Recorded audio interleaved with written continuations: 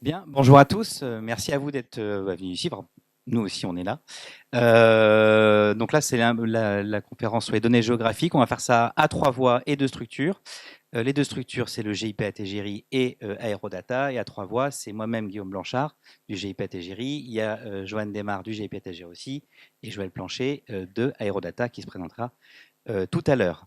Donc là, on va vous présenter un peu comment est-ce qu'on fait pour gérer les données géographiques et comment est-ce qu'on s'articule avec Aerodata. Je vais vous commencer rapidement, puis après, je vais vous faire une présentation un peu du GIP Ategiri de Pigma.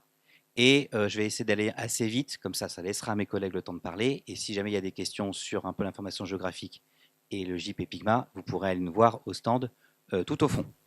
Évidemment, ça marche pas. C'est bon.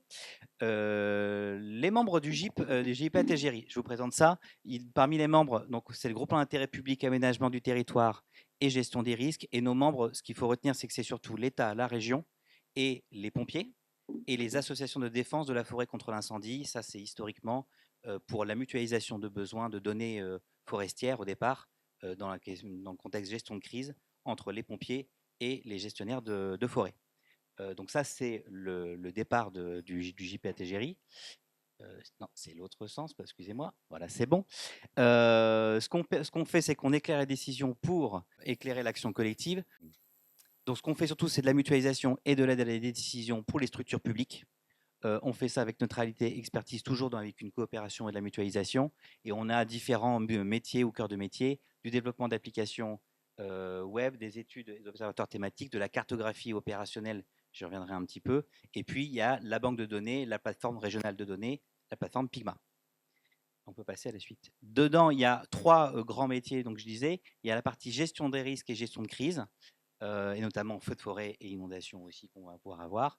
Une partie plutôt connaissance, partage de données, donc à la fois stockage de données, mais aussi diffusion, ça c'est plutôt la partie plateforme Pigma.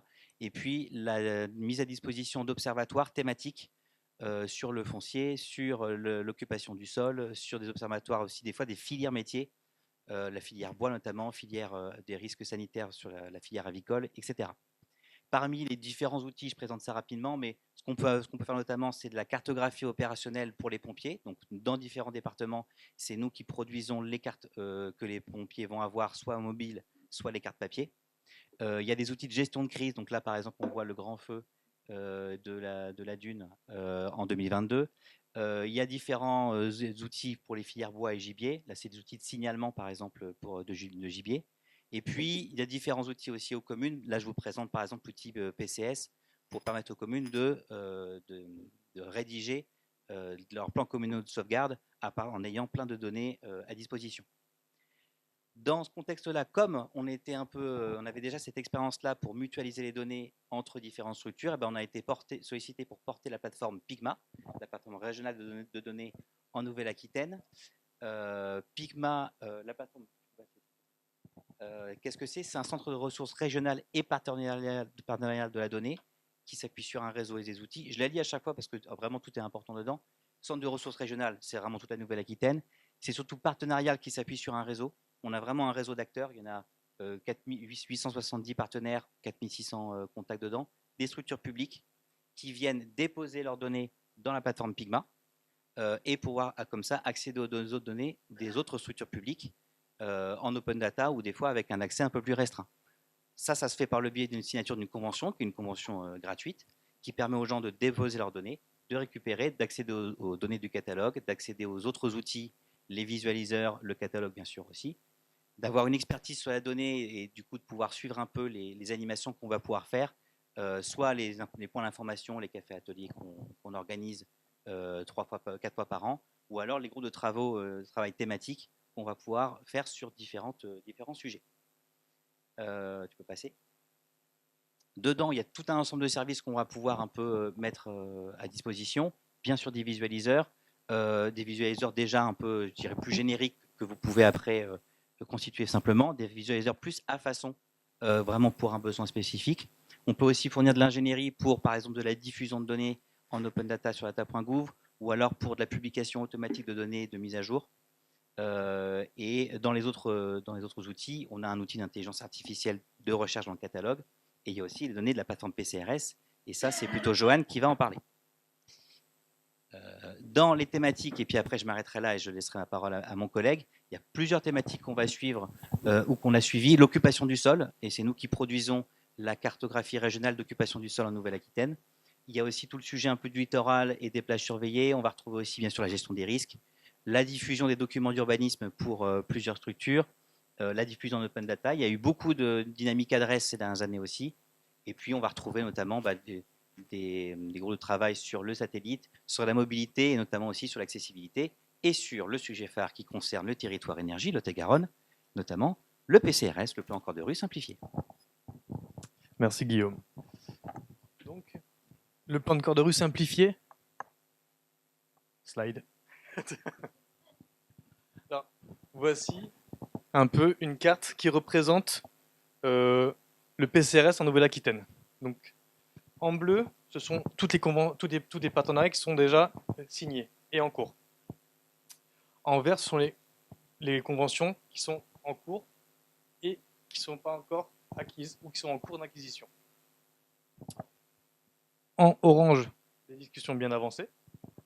Et en grise, ici, nous n'avons pas de partenariat avec eux parce qu'ils sont blindés, ils ont de l'argent, donc ils se sont auto-financés leur PCRS. Passez s'il te plaît. Attends, reviens en arrière, j'ai oublié une chose. Les rôles du GIP dans le PCRS, on a un rôle d'animateur, animateur régional, et également animateur au sein du groupe national. On travaille dans un groupe de travail national pour gagner en compétences technologiques et juridiques pour le PCRS. On s'occupe aussi du stockage et de la diffusion des données. Quand on parle de diffusion, on parle de flux WMS au standard OGC. Et on a aussi un rôle d'accompagnement sur la mise en place de conventions, d'avenants. On a mis récemment en place un marché public pour le PCRS et on va s'occuper de la partie un peu plus technique, donc de l'acquisition et le contrôle des données du PCRS. Alors pourquoi un PCRS? Quelques chiffres. En 2008, 1000 dommages ont été recensés, soit 400 ouvrables par jour. En 2019, on a eu 260 dommages sur les réseaux recensés et 3000 dommages sur des réseaux sensibles. Voilà. Donc, la réglementation anti-endommagement. C'est une réforme qui est arrivée en 2012, donc réforme anti-endommagement ou DTDICT. Cette réforme a permis de clarifier le rôle des maîtres d'ouvrage et des exploitants de réseau. Et il y a un volet cartographique qui permet d'améliorer la précision du repérage des réseaux et de fiabiliser l'échange des informations entre les acteurs. Le 15 février 2012, il y a eu un arrêté qui a été amendé jusqu'en 2018 qui prévoit le géoréférencement des réseaux en classe A avec le fond de plan le plus précis, donc le PCRS. Cet arrêté prévoit de localiser les réseaux sensibles et non sensibles jusqu'en 1er janvier 2026 et en 2032, cet arrêté devra être réalisé sur l'ensemble du territoire national. Voilà. Est-ce que tout le monde connaît les différentes classes de position de réseau? Non. La classe A, on est à entre 10 et 40 cm. La classe B, on est entre 40 et 1,50 m. Et la classe C, on est au-delà des 1,50 m. Donc, s'il y a des travaux, c'est le bordel. Voilà. Donc, qu'est-ce que le PCRS? Le PCRS, c'est un socle commun topographique minimal de base qui décrit à très grande échelle les limites de la voirie. Elle permet de voir les objets avec une précision, les objets utiles avec une précision. On parle d'affleurants, on parle de coffrets, on parle de candélabres et autres types d'objets. Et ça n'apporte aucune logique métier. Donc sa fonction, comme je vous l'ai dit à l'instant, est topographique. Elle permet de géolocaliser tout objet à 10 cm de précision, avec une petite marge de 40 cm. S'il te plaît. Voilà. Donc, il existe deux types de PCRS. On a le PCRS raster, c'est le PCRS qu'on met en place avec le Lot-et-Garonne, et le PCRS vecteur. Du coup, raster, une image, vecteur, un dessin. Au fur et à mesure, on risque de partir sur un raster, un PCRS qu'on appelle mixte, donc comme on le voit en dessous, donc qui va permettre de poser une couche raster et une couche vecteur par-dessus. Attention, ce sont deux couches différentes. On n'aura jamais un flux avec raster et vecteur ensemble. Voilà. Juste en dessous encore, parce que... Voilà. Donc voilà l'exemple concret. On a le PCRS, le fond de plan, et les gestionnaires de réseau vont venir poser par-dessus leur corps de métier pour savoir précisément où se trouve leur réseau sur le plan. Et voici un exemple de réponse à un DTD-ICT qu'on a piqué à Enedis. Désolé s'il y en a ici. Donc voilà, on voit le PCRS en dessous et on voit de l'HTA et de l'ABT juste en dessous avec leur positionnement à 10 cm près sur la voirie.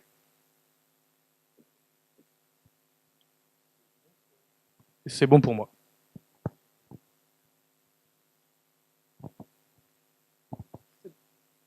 Est-ce que vous avez des questions? Sachant que, alors, il y a une chose que je n'ai pas précisée dans cette petite présentation, c'est que le PCRS ne sert pas qu'à ça. On a aussi un usage de projet. Et ça, du coup, on pourra développer ça au stand tout à l'heure. Voilà. Je vais laisser la parole à Monsieur Plancher. Merci beaucoup.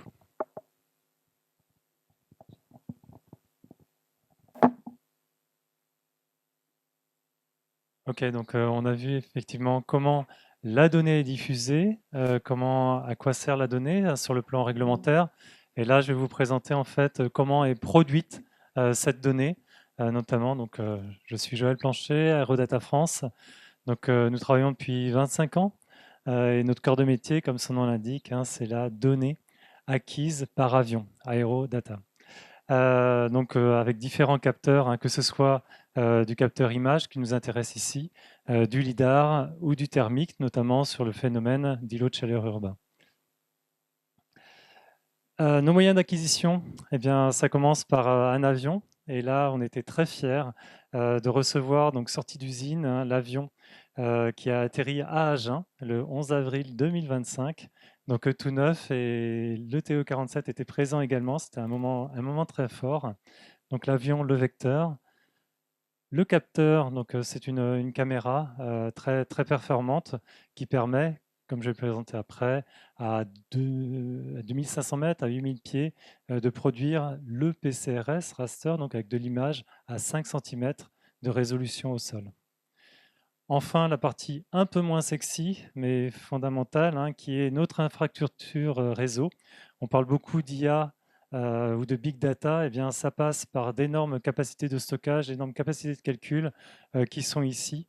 Et c'est en fait l'association des trois qui nous permet de produire la donnée évoquée par Johan, donc ce PCRS, que ce soit sa version image ou sa version vecteur. Voilà, sur la partie caméra, donc c'est une caméra, elle fait quand même 80 kg. Elle est portée par l'avion.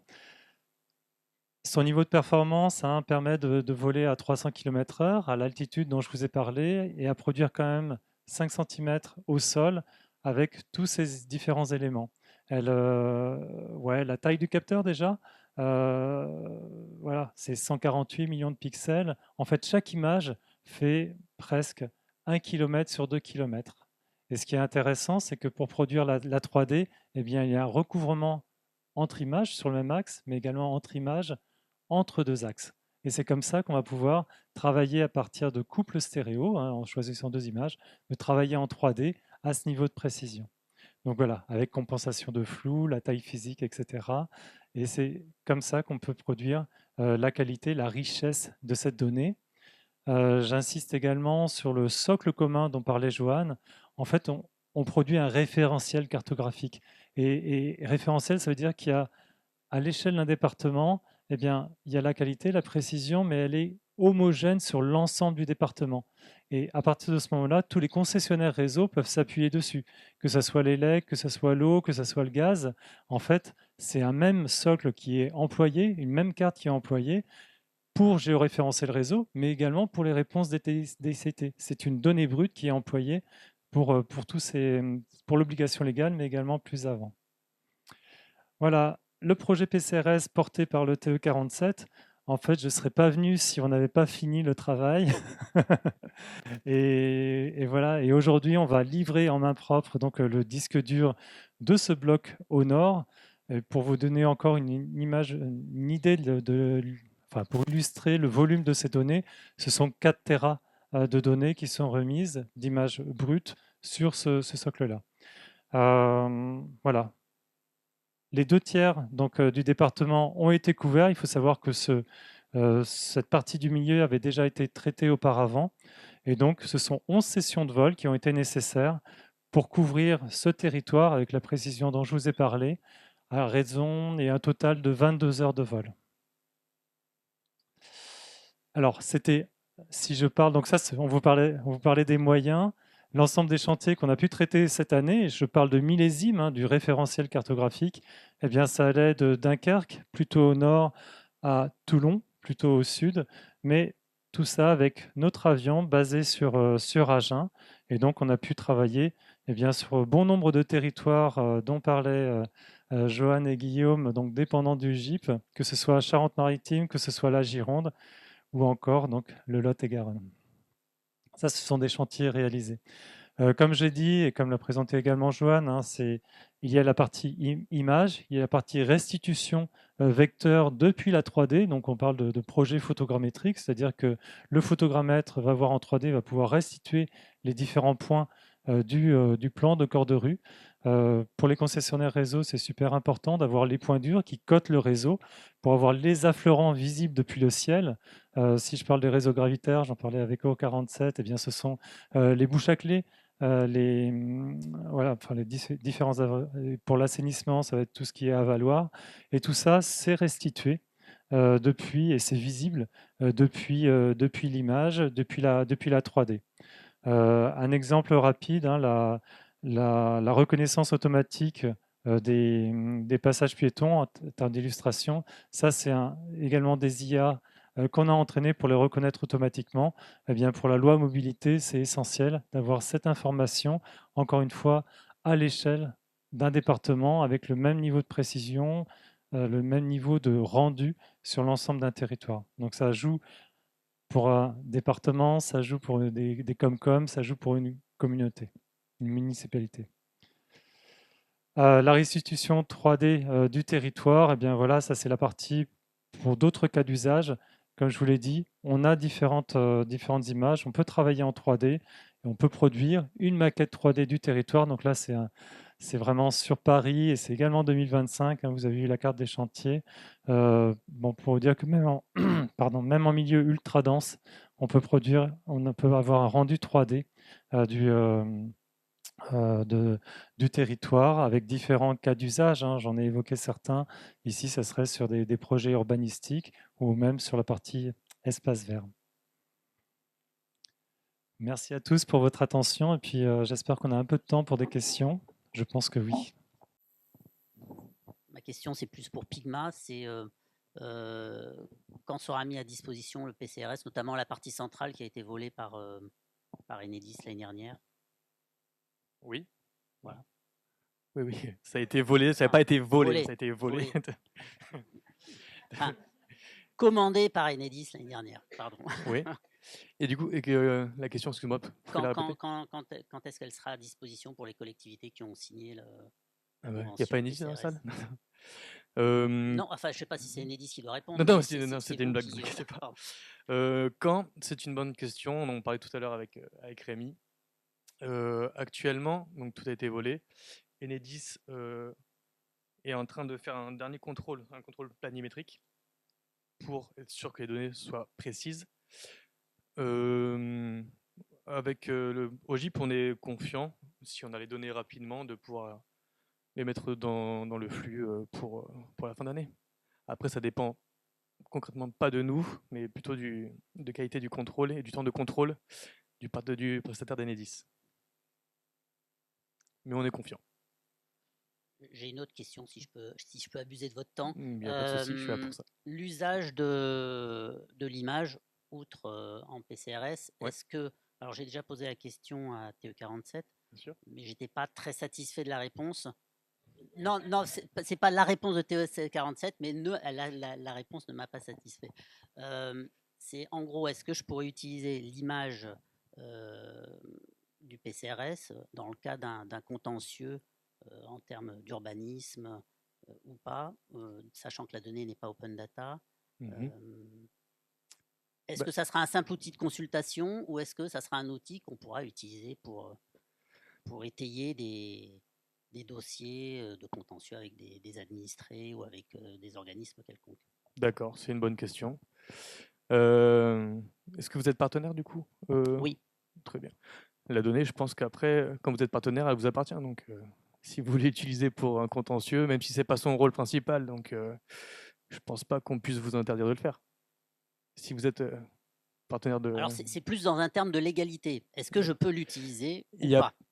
bah, il y a pas de règle contre ça. Je connais pas non plus toutes les.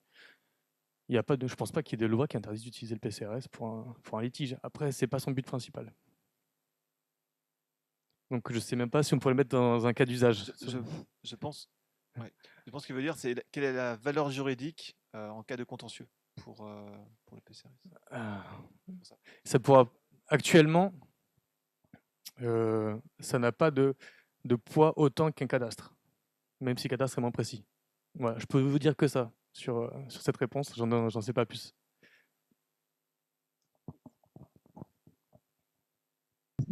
Au niveau des dates, on a parlé de la partie inédite, ça pourrait être fin d'année. Et Ouais. pour les deux autres parties, là, dans ce qu'on a vu tout à l'heure.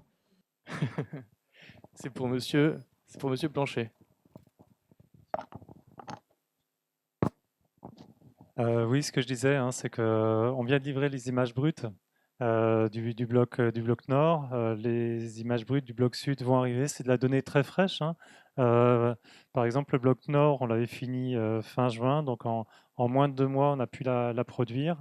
Maintenant, Pigma, donc, sur le volet technique, est en charge du contrôle. Donc, en gros, la livraison qu'Aerodata va réaliser aujourd'hui du bloc nord, finalement, c'est plutôt auprès de Pigma qui va contrôler nos travaux. Et ensuite, suite aux résultats, ça sera bien diffusable ou non.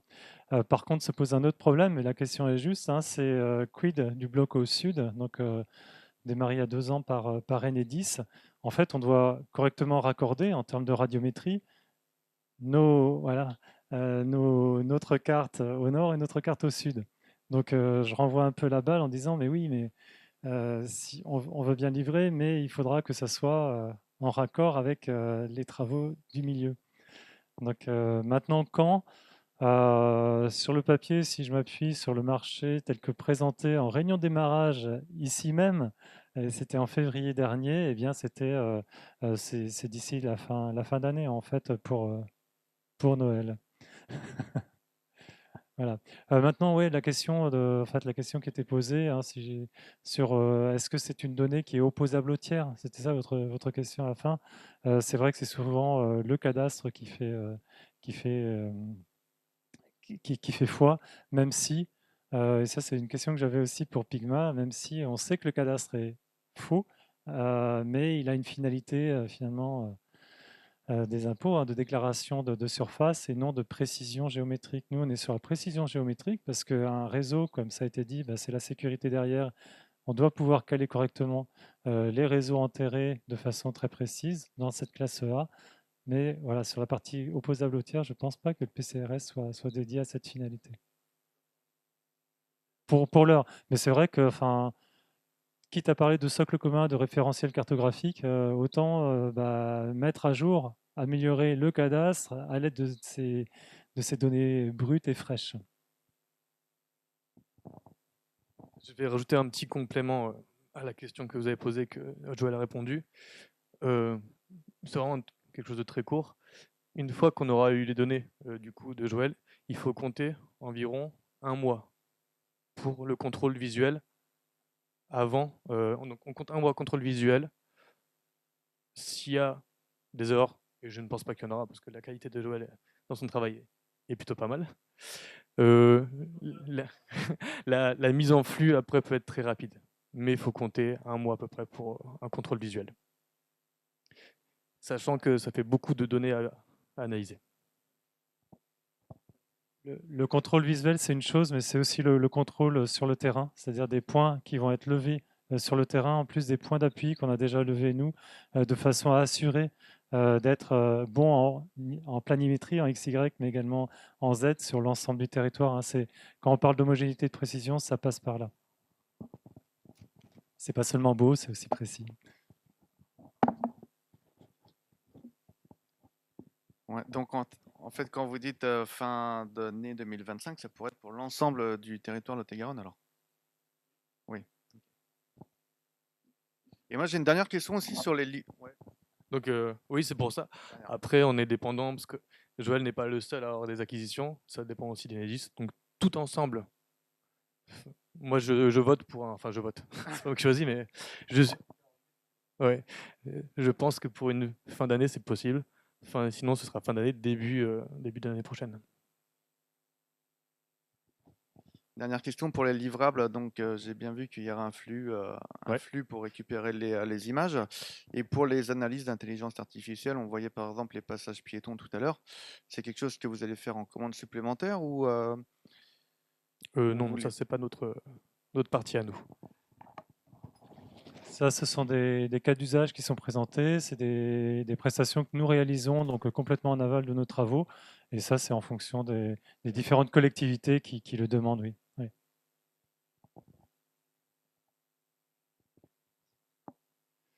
Merci à tous pour votre attention.